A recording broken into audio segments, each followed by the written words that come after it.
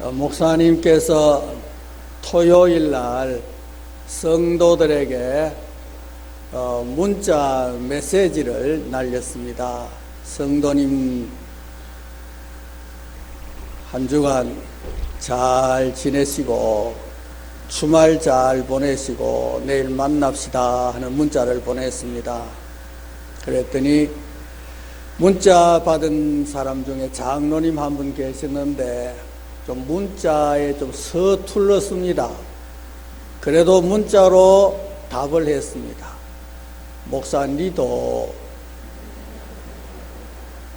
주말 잘 보내시고 주일날 만나 뵙겠습니다. 그래서요. 뭐가 빠졌지요? 님자에 미움이 빠져버렸어요.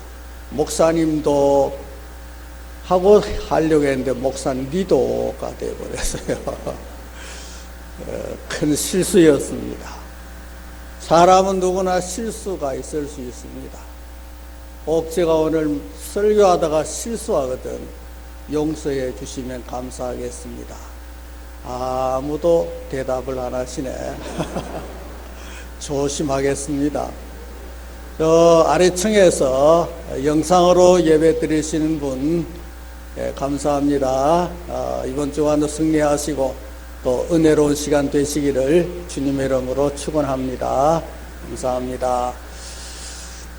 저 영국의 어느 산 속에 오두막집이 하나 있답니다. 거기 여인 혼자 사는데 아주 인색하다 하는 소문이 들렸습니다. 그런데 어느 날 그 집에 말쑥하게 차려입은 여인 한 분이 그 집을 찾아왔어요. 너무 배가 고파서 빵과 커피 좀 달라고 요청을 했습니다. 그 오두막집 주인 아주머니는 몹시 불쾌한 표정을 지으면서 빵 부스러기 남은 것 조금 하고 커피 식어 빠진 것 한 잔을 대접을 했습니다. 그리고 며칠 지난 다음에 영국 왕실에서 보냈다고 하면서 금태 모자를 쓴 근위병 한 사람이 선물까지 가지고 왔답니다. 자기 집에 방문했던 사람은 영국의 여왕 폐하였습니다. 그분은 산속을 말 타고 산책을 하다가 길을 잃어버려 가지고 아주 어렵게 돼서 배가 고프기까지 했는데 오두막집을 발견하고 너무 좋아서 가서 떡과 빵과 커피를 대접받았다고 하네요. 그래서 여왕 폐하께서 선물을 보냈습니다 하고 상자를 건네주었어요.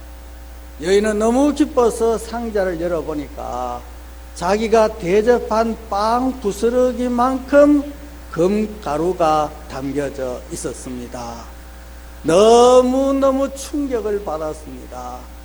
그분이 여왕 폐하였고 이런 선물이 돌아올 줄 알았더라면 빵을 특별히 큼직하게 구워서 드렸을 텐데 하면서 후회를 했다는 것입니다. 혹 다시 한번 찾아올까 싶어서 그분의 자세가 이제는 베푸는 삶을 살았는데 한 번도 온 일이 없다고 하는 겁니다. 기회 지나가고 난 다음은 다시 회복되기가 어렵다 하는 말씀 아니겠습니까? 이 여인은 후회한들 소용이 없습니다. 나그네 인생을 사는 우리에게 후회가 왜 없겠습니까? 그때 내가 조금만 정신 차렸더라면 오늘 같이 살지는 않았을 텐데 하는 사람도 있을 것입니다. 부모님 세상 다 떠나고 난 다음에 자녀들이 모여서 그때 우리가 좀 잘해드렸다라면 좋았을 것을 하고 후회하는 자녀들도 있을 것이고 또 남편에게 아내에게 좀 잘했어야 할 건데 하면서 지나고 난 다음에 후회하는 사람도 많고, 공부하라 할 때 제대로 공부했더라면 오늘 같지는 않았을 텐데 하고 후회하는 사람들도 꼭 있을 것입니다.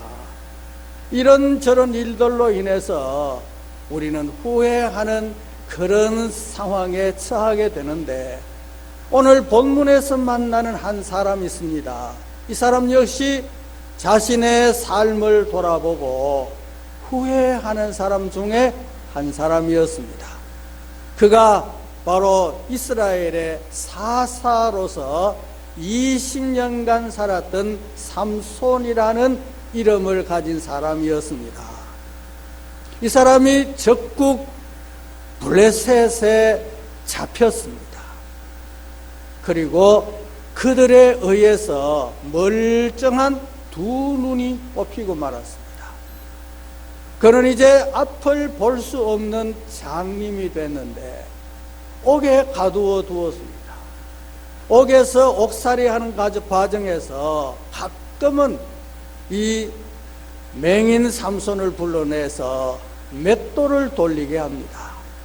그 맷돌은 짐승이 돌리는 맷돌인데, 짐승 대신에 삼손이 그 맷돌을 돌리게 했으니까 얼마나 힘들고 또 비참하겠느냐는 것입니다.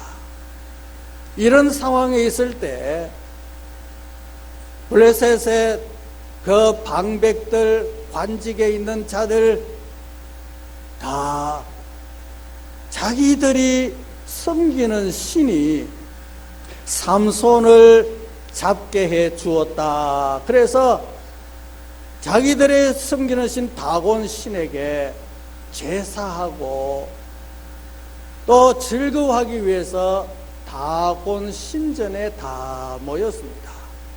그 다곤 신전에는 블레셋의 그 벼슬 자리에 있는 사람 다 참석했습니다. 그리고 옥상에는 또 젊은이들하고 사람들이 한 3,000명 가량이 옥상에 있답니다. 여러분, 이 신전이 얼마나 어마어마하게 크다는 것을 짐작할 수 있습니다. 이때에 그들은 마시고 즐기고 흥이 겨워서 지내다가 더 흥겹게 할 수 있는 일이 없느냐, 그때에 삼손을 기억했습니다. 삼손을 여기에 끌어내 가지고 이 많은 사람들이 보는 앞에서 제주를 부리게 해야 되겠다. 그래서 삼손이 불려 나옵니다. 그 많은 사람 앞에서 제주를 부려라. 이 삼손이 제주를 부립니다. 이 어떤 표정으로 제주를 어떻게 부렸는지 지금 궁금합니다만, 자신이 생각해도 얼마나 자기 자신이 비참하게 여겨졌겠냐는 것입니다. 어쩌다가 이 지경이 되느냐. 그러면 삼손은 처음부터 힘이 없은 자냐? 아니었습니다. 하나님께서는 이 삼손을 마누아라는 집안에서 태어나게 하셨는데 나실인으로 태어나게 했습니다. 나실인은 뭐냐? 하나님과의 언약의 사람이다, 그런 뜻입니다. 하나님께 구별해서 드려지는 사람이라는 뜻입니다. 이 나실인으로 자라면은 세 가지 약속을 어기지 않아야 되는 겁니다. 첫째는 술을 마시지 말아야 된다. 하나님께 바쳐진 사람이 술을 마셔서 되겠느냐? 나실리는 끝까지 술 마시지 말라. 그래서 술을 멀리해야 했습니다. 두 번째는 머리카락이 자라기 시작하는데 아무리 머리카락이 길더라도 그 머리카락을 칼로 잘라서는 안 된다. 칼을 대지 않아야 된다. 그래서 삼손은 태어날 때부터 이발하지 않았습니다. 그대로 머리카락 자라는 대로 두었습니다. 세 번째는 부정한 것은 만지지 말라.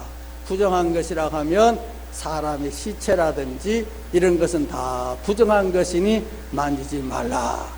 이 세 가지 조건을 잘 지켜야 이제 나실인으로서의 삶을 사는 것이고, 나실인으로 태어난 삼손은 그 당시에는 왕이 나라를 다스리는 것이 아니었습니다. 사사들이 나라를 대표하는 사람이 된 겁니다. 그때의 사사 중에 한 사람이 삼손인데, 그가 맡은 사명이 뭐냐? 블레셋에서 이스라엘을 지켜내는 사명인 것입니다. 이런 막중한 사명을 가지고 살아야 할 삼손인데, 그가 어쩌다가 힘을 잃어버리고 재주를 부리는 사람의 위치에서 떨어졌으니, 가장 존경받아야 할 사람이 가장 천대받는 자리가 됐고, 하나님을 크게 기쁘게 해야 할 사람인데 하나님의 영광을 크게 가리는 자가 됐고, 사람에게 많은 영향력을 행사하는 사람이 되어야 되는데 영향력을 행사할 수 없는 비참한 존재로 전락해버린 자신이 얼마나 처량해 보이겠습니까? 그는 왜 이렇게 힘없는 자가 되느냐? 마지막 드릴라라고 하는 여인이 있습니다. 이 여인에게 빠져서 세월 가는 줄 모르다가 그 여인의 집요하게 추궁하고 묻고, 그 힘의 비결이 어디 있느냐고 집요하게 묻고 했을 때, 결국은 자기 자신의 힘은 이 머리카락에 있다는 것을 말하고 말았습니다. 그래서 삼손이 잠들었을 때 머리카락을 칼로 다 가위로 잘라버렸으니까 이제 사람들이 와도 힘쓸 수 없는 보통 사람으로 변하고 말았습니다. 그래서 그는 세 가지가 잘못되었습니다. 첫째는 하나님이 삼손을 떠났습니다. 20절을 보면 삼손이 하나님을 떠났는데도 자신은 하나님이 자기를 떠난지를 알지 못했다, 깨닫지 못하더라고 했습니다. 여러분, 삼손의 힘은 자기 육체에서 나온 것이 아니었습니다. 하나님이 힘을 공급해 주신 것입니다. 하나님이 함께 하실 때는 힘이 대단했습니다. 사자 때려 눕히는 것을 아주 쉽게 염소 새끼 찢듯이 찢어버렸습니다. 또 블레셋 사람 30명 혼자 다 처리해낼 수 있습니다. 나귀 턱뼈 하나 가지고 블레셋 군대를 물리쳤습니다. 그래서 블레셋 사람들은 이 삼손을 두려워하고 있습니다. 여러분, 이 삼손의 힘은 인간이 세상에 태어난 사람 중에서는 가장 힘센 사람이라고 봅니다. 블레셋의 장수 삼손을 당할 수가 없습니다. 그래서 블레셋 사람들은 삼손을 두려워하는데, 저 삼손을 결박만 하면 좋겠다, 결박만 하면 좋겠다 했는데 결국은 머리카락이 잘림으로 결박을 당하고 말았습니다. 여기서는 이 세 가지 이유입니다. 첫째는 하나님이 자기를 떠났다. 여러분, 길에 가다가 보면 막 춤추는 그 풍선이 하나 있죠. 절도 했다가 주유소 같은 데 막 요란하게 절하면서 두 팔을 벌리고, 기억이 납니까? 그게 자기가 잘하는 줄 압니다. 바람 빼쁘면 막 푹 가라앉아버려요. 삼손이 지금까지 살아온 이 모든 것이 자기가 잘나서 그런 줄 알았습니다. 하나님 떠나가시니까 아무것도 아니었습니다. 오늘 우리가 살아가는 것도 여러분, 하나님이 함께 하시는 줄 믿으시기를 바랍니다. 하나님이 나와 동행하시는 동안 우리는 인생의 실패자로 살지 않습니다. 하나님이 나를 떠나가시니까 나는 비참한 사람으로 전락해 버릴 수 있다는 것입니다. 미국의 스탠포드 대학에서 진센이라는 교수가 유대 나라 사람 유대인을 연구했습니다. 소수민족으로서 노벨상을 받은 사람이 제일 많은 나라가 유대인이고, 유대인이 가서 사는 곳마다 유대인의 역할은 대단했다는 것입니다. 그래서 저 유대인은 도대체 저렇게 사는 그 비결이 뭐냐? 두뇌가 다른 민족보다 뛰어난 것이 아닌가 하고 두뇌를 연구해 봤더니 두뇌가 뛰어난 것도 아니더랍니다. 어떤 문헌에 보니까 한국 사람과 유대인의 머리를 비교해 봤더니 어느 나라 사람 두뇌가 더 뛰어나냐? 우리 한국인의 두뇌가 유대인보다도 더 뛰어나다는 것을 발견했다는 것입니다.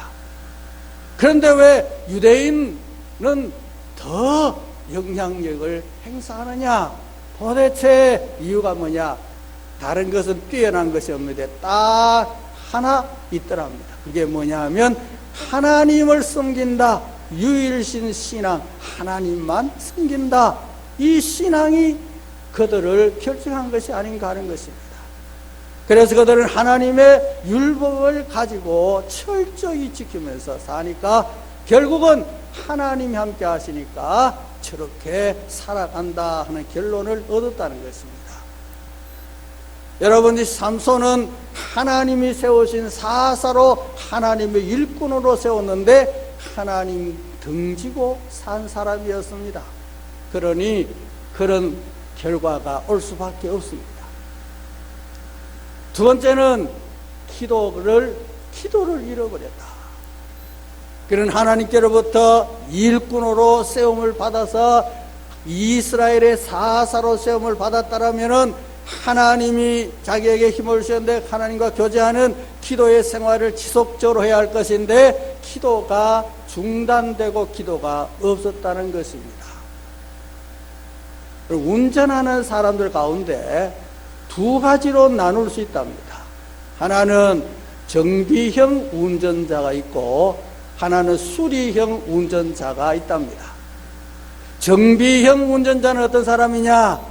차가 잘 굴러가다가도 수시로 정비해서 문제가 일어나지 않도록 미리 대비하면서 운전하는 사람이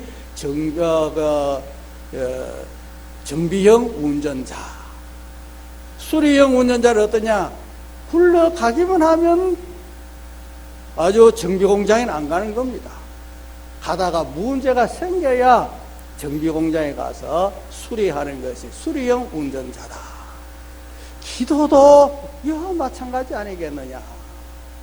수리형 기도하는 사람, 문제가 생겨야만 기도하는 사람이 수리형 기도하는 사람이고, 문제가 생기기 전에 미리 하나님께 기도해 두는 사람은 정비형 같아서 하나님 앞에 미리 기도하는 사람. 예수님은 이 정비형으로서 미리 기도하는 모범을 우리에게 보여주셨습니다. 우리도 하나님께로부터 각자 사명을 받은 사람이라면은 하나님을 등져서도 안 될 뿐 아니라 하나님과 연결된 기도의 통로를 계속해서 유지해 나가야 된다는 말씀인데 삼손은 이 기도가 중단되어 버렸습니다. 그래서 하나님도 자기를 떠났고 기도도 없으니 이런 경지에 이른 겁니다. 세 번째는 사명을 망각했습니다. 그는 사사로서 살면서 자기 자신의 사명을 따라 내가 이 사명을 받았으니 이 사명을 이루어야지 이런 생각 추호도 없습니다. 그는 그저 데릴라의 품에 앉아가지고 자신의 사명을 완전히 망각해버린 이런 상태였습니다. 여러분, 사람이 사명을 따라 살아야지 사명을 망각해버리면 사람으로서의 본분을 다 행할 수 없는 사람이 되는 것입니다. 이솝 우화 가운데 이런 게 있습니다. 개하고 당나귀가 한 집에 살았어요. 주인이 보니까 개를 너무 사랑하고 당나귀 자기는 사랑 안 하는 것 같아요. 그래서 어떻게 해서 저 개가 주인의 사랑을 받느냐, 연구를 거듭해서 봤더니 저래서 주인의 사랑을 받는구나. 주인이 외출했다가 들어오면 제일 먼저 달려가서 꼬리를 흔들고 막 기뻐서 어쩔 줄 몰라 하는 그 개 모습을 주인이 흐뭇하게 바라보는 그 모습, 바로 저거로구나. 그래서 주인이 외출해서 돌아올 때 이 당나귀가 막 뛰어가가지고 막 꼬리를 흔들면서 막 좋은 표정을 다 짓습니다. 이러면 자기를 좋아할 줄 알았는데 오히려 자기의 줄로 묶어 놓더니 막 두드려 패더라는 것입니다. 이 당나귀가 주인이 왜 나를 패는지 아직도 원인을 모르고 있어요. 개는 개가 해야 할 사명이 있고 당나귀는 당나귀로서의 사명이 있는데 그 사명을 망각하니까 그렇게 될 수밖에 없습니다. 여러분, 이 삼손은 사명을 기억하고 살지 않은 사람입니다. 막 사는 사람입니다. 자기 기분대로 사는 사람입니다. 그러다 보니까 결국 이 비참한 자리까지 왔습니다. 그래서 그 많은 사람 모인 중앙에 재주를 부리는 사람으로 세워놓았으니 얼마나 창피합니까? 하나님의 영광도 떠나버렸고 이런 상태로 이제 죽을 수밖에 없지 않겠습니까? 나는 이래서 이제 죽는가 보다, 이렇게 사람에게 재주나 부리고 이렇다가 이제 나는 죽는 존재다 하고 자기 인생을 포기할 사람이냐? 아니라. 여러분, 삼손의 맨 마지막에 잘한 것이 뭐냐? 그런 상태에서 포기하지 않았다는 것입니다. 자기가 마지막 기회가 온 것으로 알았습니다. 여러분, 강철의 왕 카네기가 있는데 이 사람이 성공한 비결 중에 하나가 그림에 있답니다. 자기는 이 그림을 벽에 탁 걸어두고 그걸 볼 때마다 마음을 새롭게 가진답니다. 그 그림이 뭐냐? 바닷가에, 바다는 바다인데 물이 다 빠져나가고 빠져나간 거기에 배 한 척이 있는 그림인 것입니다. 물이 없으니 배는 아무 소용이 없습니다. 그 그림을 벽에 딱 걸어두고 있습니다. 이 그림이 왜 감동적이냐? 그 아래에 무엇이라고 쓰여지느냐?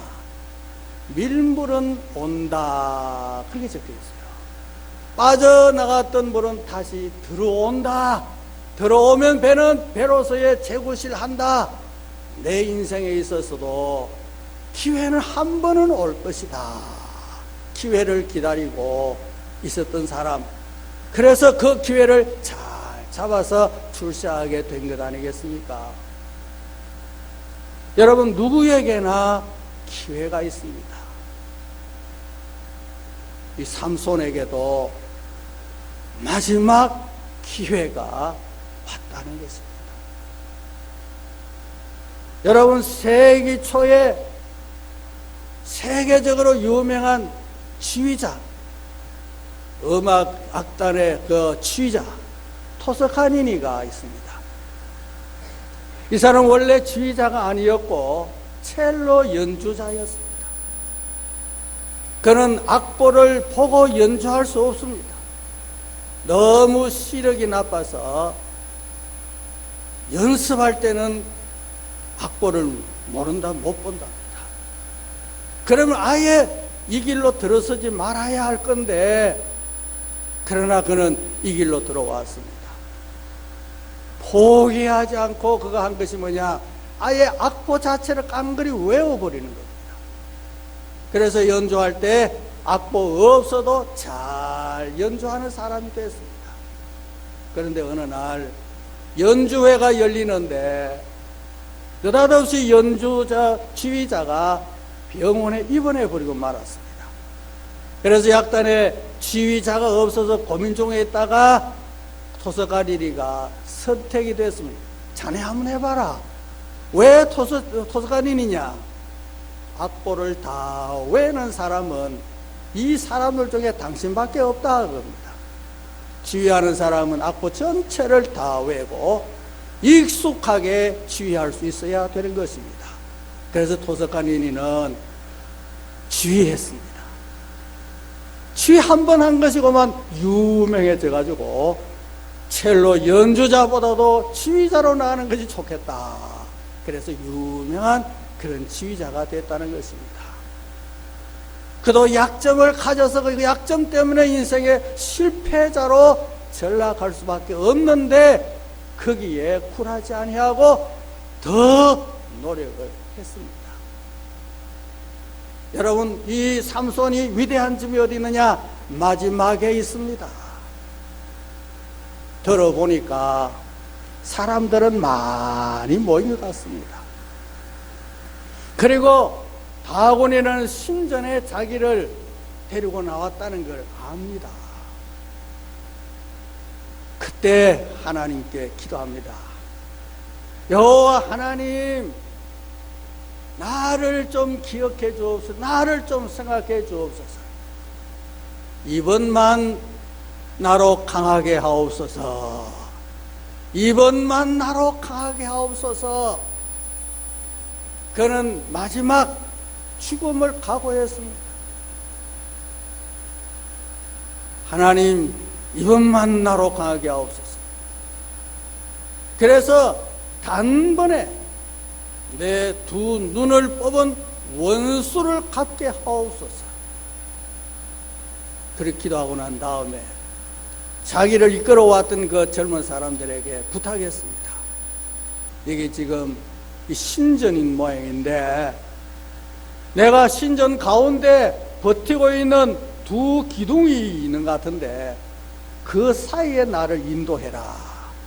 그래서 그 두 기둥 사이에 삼손이 섰습니다. 그리고 왼손 오른손 그 기둥을 잡았습니다. 그리고 하나님께 간절히 기도하면서 힘을 냈습니다. 결국은 밀어붙이는 그 힘에 다곤 신전을 받치고 있던 기둥 두 개가 확 무너져 버렸습니다. 그 순간에 그 모든 벼슬을 하던 사람들이, 방백들이, 그 블레셋을 움직이는 힘 있는 자들이 다 깔려 죽었어요.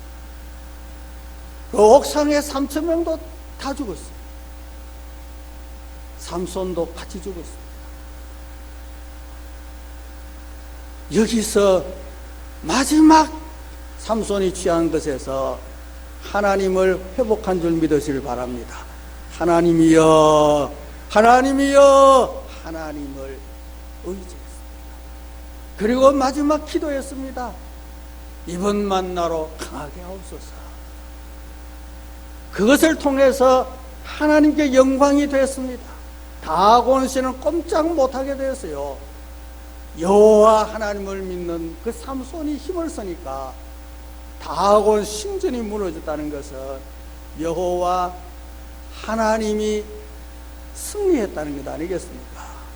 결국은 하나님의 영광을 도로 회복하게 되고 이스라엘을 블레셋에서 구해내는데 그 마지막 순간에 블레셋에 그 힘 있는 자들 다 거기 죽었으니 결국 마지막은 사명을 따라서 감당한 사람이었습니다.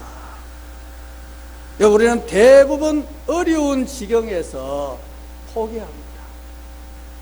이제 나는 끝났다고, 이제 나는 할 도리가 다 끝났다고 생각합니다. 그러나 끝난 것이 아닙니다. 마지막 한 번 기회가 있습니다. 이번만 나로 가게 하옵소서. 여러분, 내 인생에 있어서 가장 비참한 자리에 있다고 해서 끝이라 생각하지 마시고 다시 하나님께로 돌아가시고 이번만 하나님께 더 간절히 기도하시고 자신의 사명을 따라서 살아간다면 지금까지 사는 인생은 실패였으나 이후로의 삶은 승리의 삶이 주어지는 줄로 믿으시기를 바랍니다. 마지막 절망의 순간에 절망하지 말자는 겁니다. 내 인생이 이제 이것으로 이제 평생 끝난다, 그렇게 생각하지 말자는 겁니다. 이번만 하나님께로 다시 돌아가고 이번만 다시 하나님께 기도하고 자신의 사명을 따라 산다면 지금까지 삶은 실패했더라도 앞으로의 삶은 승리의 삶이 이어진다는 사실을 기억하셔서 우리 모두의 바람은 이번만 나로 강하게 하옵소서, 이런 정신으로 생명을 건다면 놀라운 역사가 일어나게 될 줄 믿으시기를 바랍니다. 주여 이번만 나로 강하게 하옵소서. 그리고 결단하는 저와 여러분 될 수 있기를 주님의 이름으로 축원합니다.